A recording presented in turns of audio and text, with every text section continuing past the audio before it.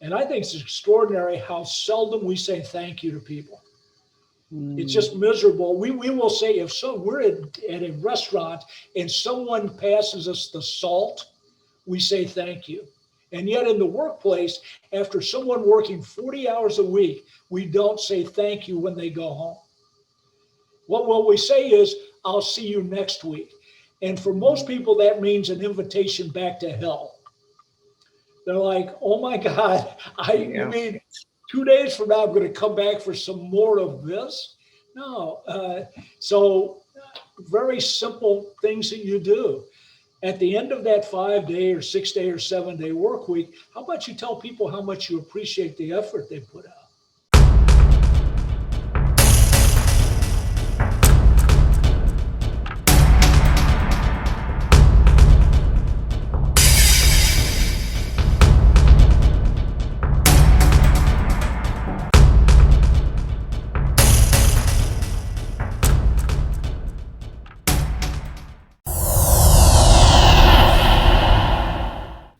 Talking with the experts. Hello and welcome to Talking with the Experts. My name is Rose Davidson from rosedavidson.com, and Talking with the Experts is about all things business by business owners for business owners. And you can find it on all good podcasting streaming platforms and on YouTube. And today my guest is Paul Glover. Now, Paul describes himself as a No B.S. workforce performance coach, assisting organisations, team leaders and teams to reach their full potential and become high performing. He's also a recovering trial lawyer, an ex-felon, an unabashed Starbucks addict, a Chicago Bears fanatic, the author of WorkQuake, a speaker on business and leadership topics, and a member of the Forbes Coaching Council. And we'll find a little bit more about Paul's recovering trial lawyer life and his ex-felon life. So we'll welcome Paul, and good evening, good afternoon, good morning. Well, thank you so very much, Rose. It's a pleasure to be with you and have this opportunity to dialogue. So tell me a little bit more about how you are a recovering trial lawyer. How did that come about? I actually practiced labor and employment law in the city of Chicago in the federal court system for over 30 years. And I represented labor organizations and individuals throughout that career. And that career ended in 1995 when I was convicted of white collar crimes and went to prison. Oh, dear. So, yeah, that's what I said. No, actually, that's not what I said, but you get the drift. Yes. So yes, I spent 5.5 years in a federal penitentiary and was released in 2001. And at that point, my legal career was over.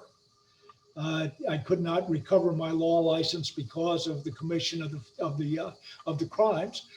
So I had to make some decisions about what I was going to do with my life. And actually, that decision-making process took place during the 5.5 years I was incarcerated. I tell people that I'm always telling the leaders that I coach, stop and take a breath. Well, I stopped and took 5.5-year breath. And it gave me plenty of time to do the self-examination that was required. I tell people I'm a very slow learner and I'm very stubborn, and I needed to learn a lesson, and I definitely did. So when I got out, I decided that I would take that experience and not only make it a positive experience for me, but to be able to make it a positive experience for others.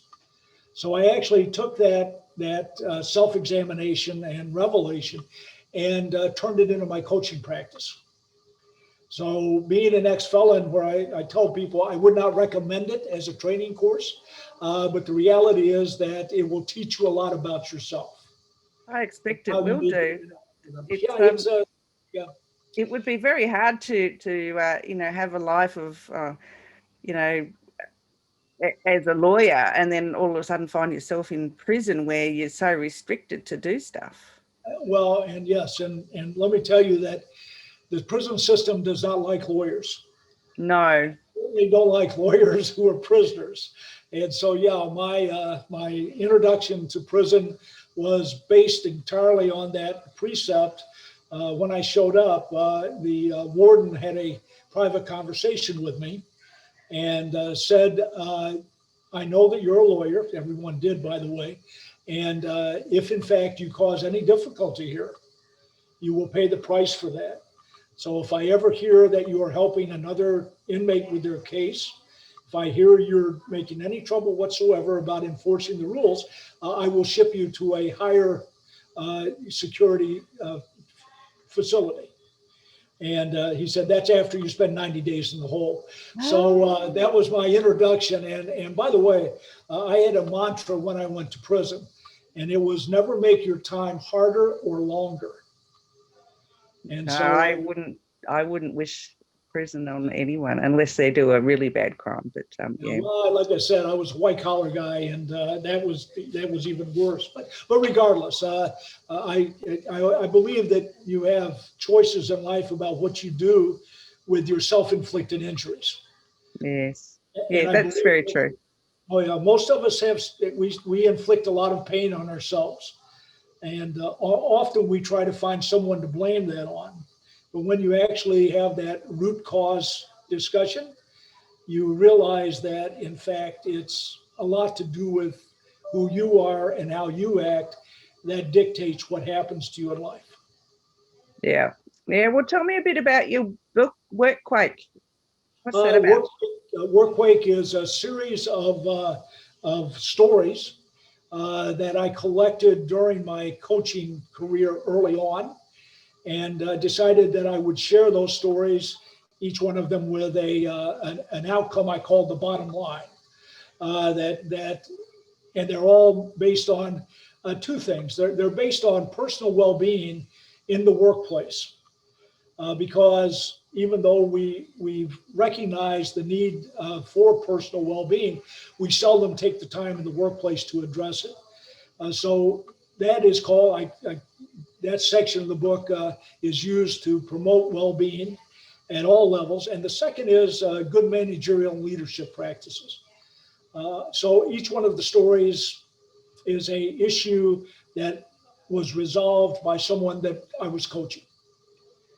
Okay, that's really interesting. Now, before we started, you were discussing about your business and how employers are not doing all the right things, and how you coach them to be better leaders, I guess. Do you want to go into that and how workforce performance can enhance a business? Well, and so we start off with, I'm very basic in what I do. I don't believe that leadership or management is complicated unless we want to make it that way. And I always start off with a new person in my coaching program, letting them know that people do not want to be managed. They want to be led. Managing people is basically taking complete control away from them to do anything on their own or have any autonomy in performing the job. And that's robotic. Unfortunately, that is most of the style exhibited by managers in the workplace. There's a term for it, the theory X, which believes that people do not want to work and are not going to be innovative and have to basically be prodded and poked to perform. And hopefully that's dying off. I think that if anything came out of the pandemic, it was the realization that people don't have to be watched to perform their job. And perhaps that will carry into the workplace and become a part of the new work structure. But right now, that still is not it's still not in place. I believe that management and leadership is now in flux. And leaders and people in charge have some choices to make about what they want the next normal to look like. And in my coaching practice, we spend a lot of time talking about what it takes to put together a high performance work team. The team leader has got to be exactly that and not a manager. They have to be a coach. They have to be a facilitator. They have to be a mentor, and they also have to be resourceful enough to get what the team needs to do the job. So this is a high caliber approach to developing a high performance work team. And the benefits of that to the employer is that the level of performance is easily 20 to 40% higher than a regular team. So if you can develop the relationship with the team members so that they feel that they are a part of the team and also a part of the decision-making process, they will be more engaged. And by the way, I'm a research geek, and Gallup does a tremendous amount of research about engagement. And in 2019, they were proud of the fact that our level of engagement in the American workforce was 35%. Oh my God. If you were to tell me that I would be successful at 35%, that's not going to happen. And yet we celebrate 35% as if it's a victory. I don't believe that that's acceptable. I believe that it is absolutely a indication of the lack of leadership at every level. So the coaching program that I'm in is all about retraining the managerial mind and turning it into a leadership mind and a coach. I think all good leaders coach.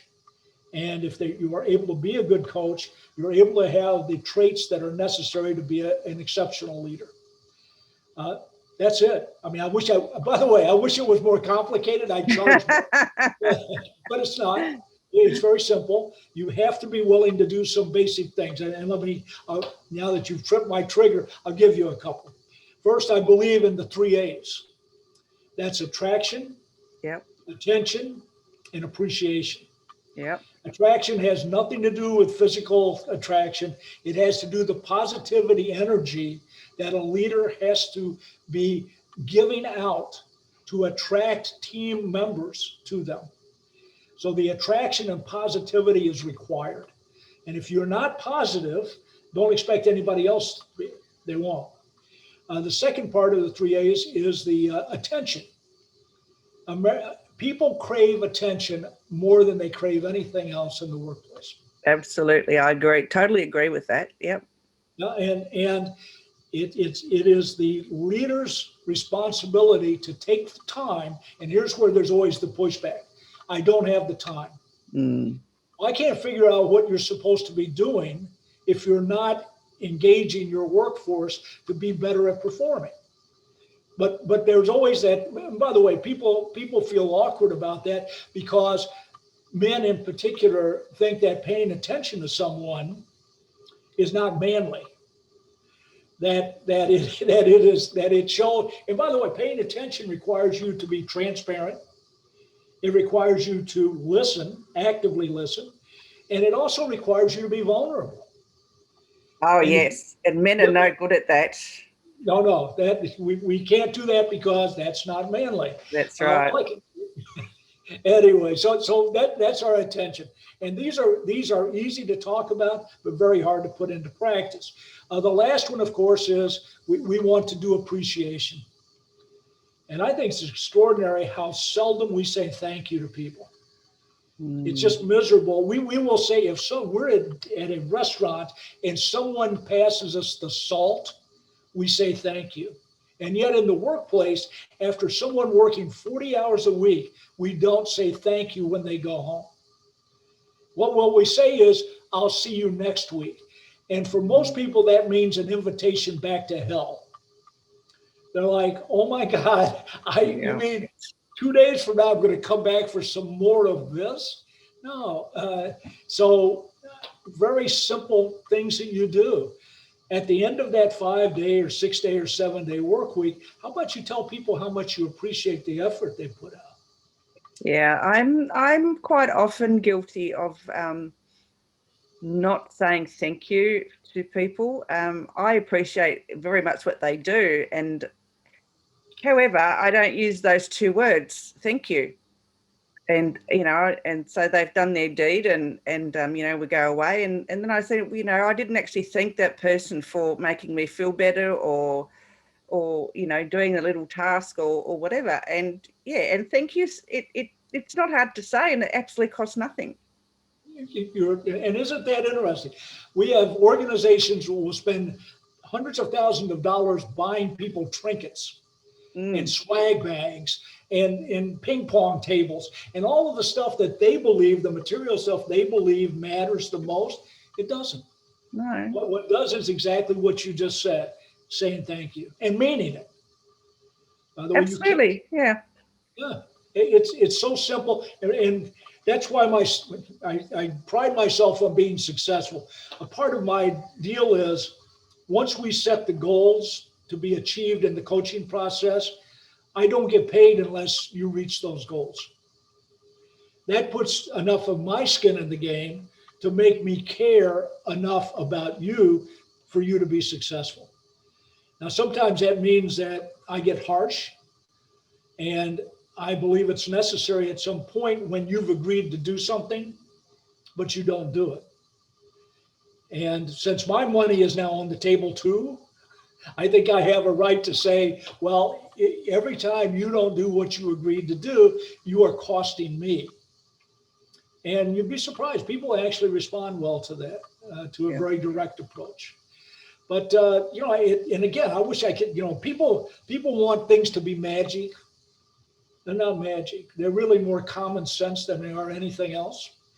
And we already know, just like in retrospect, when it would have been nice to say thank you to someone, but you didn't, you think about that later and probably say, well, I should have done that, or why didn't I do that?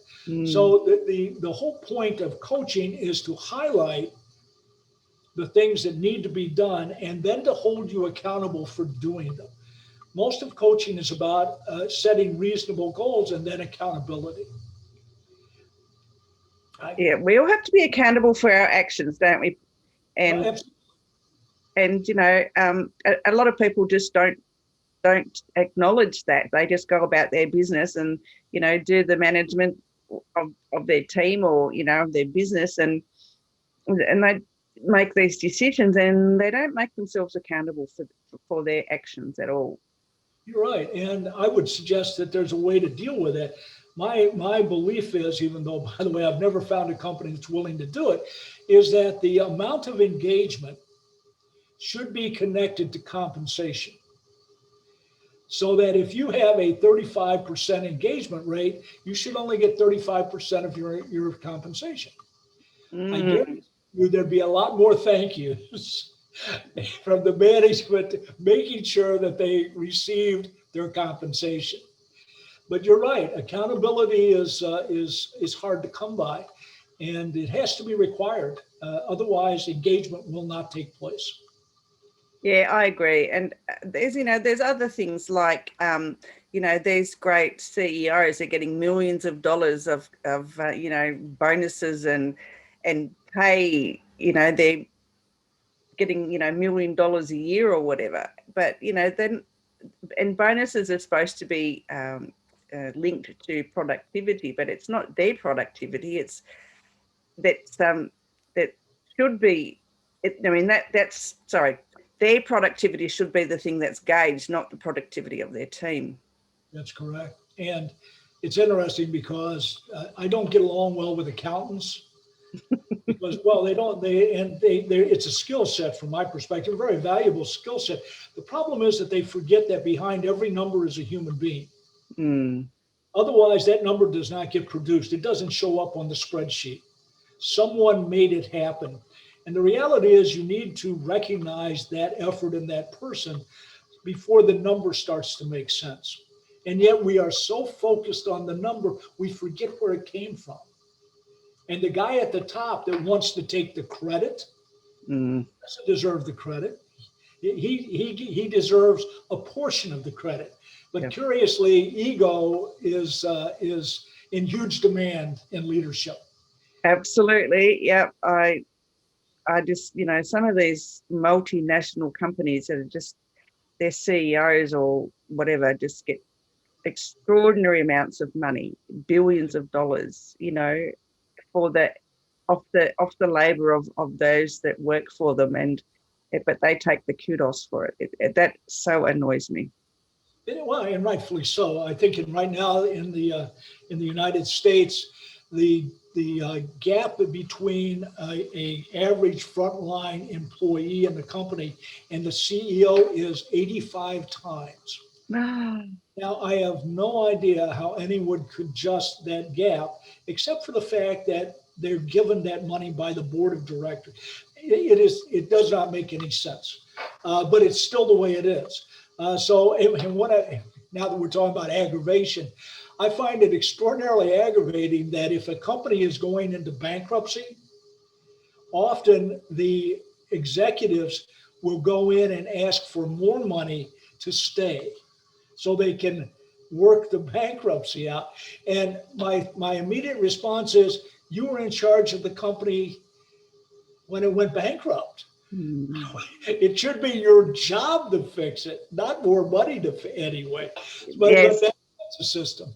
Yeah, that's just the way it is. And I don't think it's going to change anytime soon. Well, but what we do is, and again, my contention is that we change things from inside the system. And as you change that lower level of leadership that will get promoted, hopefully they take that with them. One of the problems with promotions are the farther away you get from the front line, the less you remember what it was like at the front line. Oh, absolutely. Yeah, I that's another thing I totally agree with. Yeah, that is 100% true. So, but for the majority, I won't say for everyone, but for the majority of people, it's very true. Well, and so again, back to my coaching program. My coaching program requires that executives, managers stay in touch with the front line.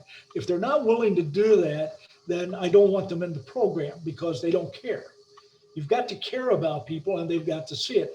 An amusing story just occurred last week. President of a company who has an operation, there's 3 shifts. So of course the third shift starts at midnight. And we just started, I probably had 3 sessions with him. I said, so when do you go to the third shift? And he looked at me like I'd said something ugly to him. And I said, oh, wait a minute, you don't go to the third shift, do you? And he said, well, no, I have supervisors there. I said, so you don't know, they don't know you and you don't know them, right? He said, well, no. I said, well, do you think that's really right? That you want these people to perform for your company, but you're not? I said, are they a separate company? You see the first shift and the second shift. Now he was embarrassed. And he was like, all right, you're right. I'll go.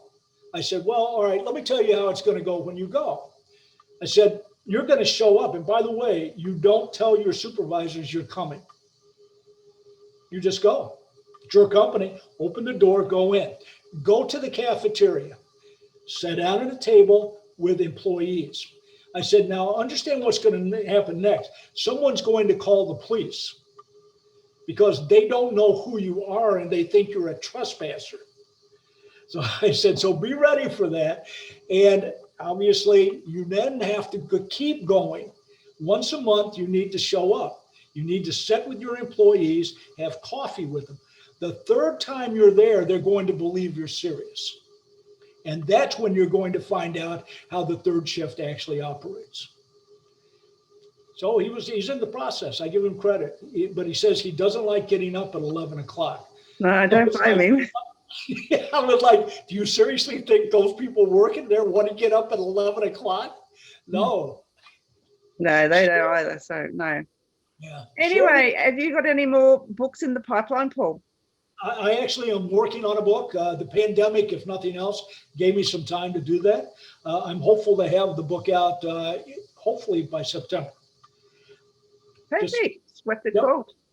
I haven't come up with a title yet. I said WorkQuake 2, and my wife was like, very original. She said, come up with something else. So I don't know. I'm more than happy to have a contest, by the way. Well,